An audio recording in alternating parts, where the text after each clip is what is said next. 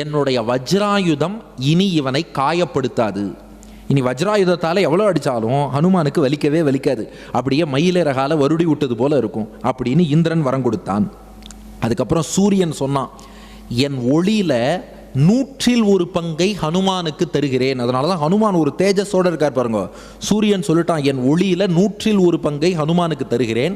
அத்தோடு இல்லாமல் எல்லா இலக்கணங்கள் சாஸ்திரங்கள் எல்லாத்தையும் நானே குருவாக இருந்து அவனுக்கு உபதேசிக்கிறேன். அதனால சூரியனுடைய சிஷ்யர் ஹனுமான். சூரியன்ட்ட அத்தனை சாஸ்திரங்களும் கற்று தேர்ந்தவர், நவ வியாக்கரண பண்டிதர். அடுத்து என்ன பண்ணா, வருண தேவன். வருணன் சொன்னா, தண்ணீரால் இவனுக்கு எந்த ஆபத்தும் வராது. தண்ணீரில் மூழ்கினாலோ தண்ணீரை தாண்டி போனாலோ எந்த ஆபத்தும் வராது. வருண பாசம், வருணன் பேரில் உள்ள வருண பாசம் என்ற கயிறு, அதுவும் இவனை கட்டுப்படுத்தாது. அதுக்கப்புறம் யமன் சொன்னான், இவன் திருட காத்திரத்தோடு இருப்பான். காத்திரம்னா உடல், திருட காத்திரம்னா உறுதியான கட்டுக்கோப்பான